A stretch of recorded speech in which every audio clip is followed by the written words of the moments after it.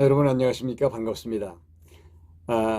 계속해서 다니엘서 좀 살펴보도록 하겠습니다. 오늘은 7장을 중심으로 해서 간단하게 좀 말씀을 드려보죠.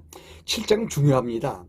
왜 중요한가 하면요, 하나님께서 다니엘에게 하나님의 나라가 출발하는 시점, 시기에 대해서 말씀하셨어요. 그러니까 선민 나라가 출발하는 시기에 대한 말씀을 주셨는데요.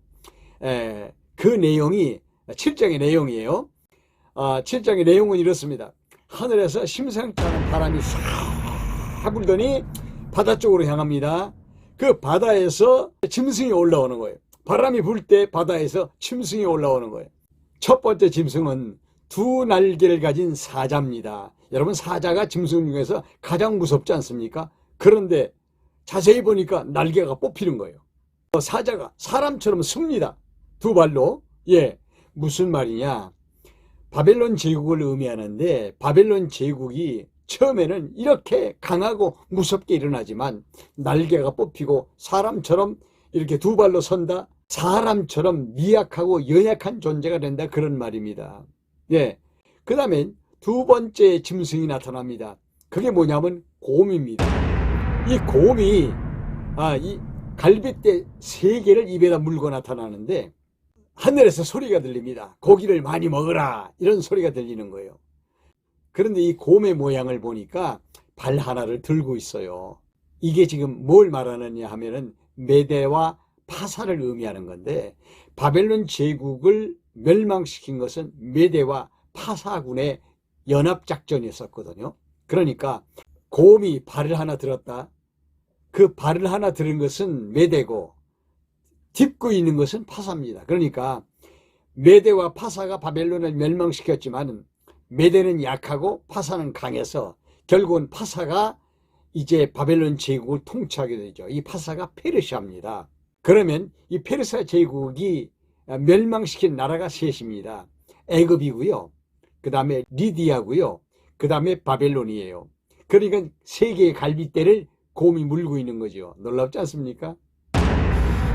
그리고 난 다음에 또 환상을 보니까 표범이 올라옵니다. 참 신기하죠? 표범이 올라오는데 그 표범이 머리가 4개가 있는 거예요. 그리고요, 4개의 날개를 가지고 있어요. 뭘 말하느냐?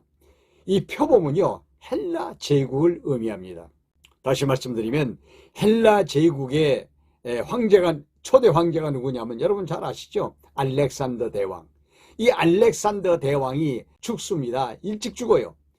그러니까 그 밑에 휘하의 친구들이 4명이 있었는데 4사람의 장군들이 나라를 분할해서 통치를 합니다. 그래서 머리가 4개가 생긴 거예요. 그래서 이게 헬라 제국에 대한 이야기를 하고 있는 거예요. 그 헬라 제국이 나타나고 난 이후에 로마 제국이 등장하거든요. 근데 로마 제국에 대한 것은 또 한 마리의 짐승이 나타나죠. 그래서 철이빨을 가지고 이제 막 씹어 그냥 부서뜨립니다. 그 땅바닥에 떨어지는 것을 막 발로 다 그냥 막 다 날려서 티끌처럼 날아가 버리게 하는 그런 아주 무서운 환상을 본 거예요. 그러니까 다니엘이 이 4번째 짐승에 대해서요, 부들부들 떠는 겁니다. 한 가지 또 신기한 게 10개의 뿔을 가지고 있어요. 그런데 가만히 보니까 10개의 뿔 가운데서 또 하나의 작은 뿔이 올라오더니 점점점 커지더니요, 3개의 뿔을 뽑아버리고 점점 커지는 거예요. 그런 환상을 본 겁니다. 이거는요, 앞으로 장차 나타날 로마 제국의 정치적 상황을 미리 보여주시는 건데요. 놀랍지 않습니까? 다니엘 당시에는요, 7명의 황제가 있었어요.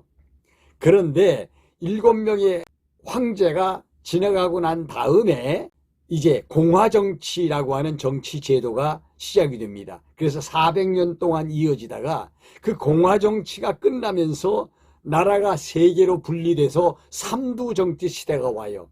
1차 3두 정치, 2차 3두 정치, 3두 정치 시대를 이제 지나가게 되는데, 그때에 한 왕이 3두 정치를 종식시켜 버립니다.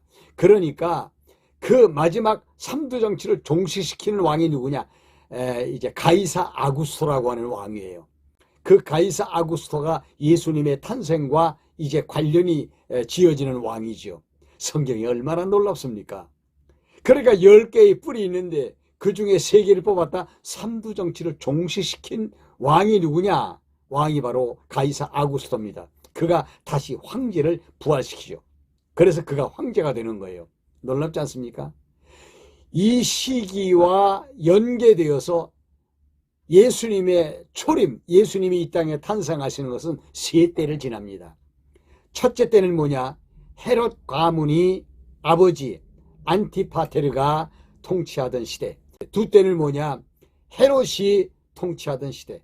헤롯이 관리로 있을 때와 그 다음에 또 정치적인 상황에 몰려서 로마로 쫓겨가가지고 가이사로부터 전권을 받아가지고 군대를 거느리고 왕이 되어 돌아오는 그때, 그래서 두 때고, 헤롯 1세의 아들들과 손주들의 시대, 이렇게 보시면 됩니다. 그게 반때입니다.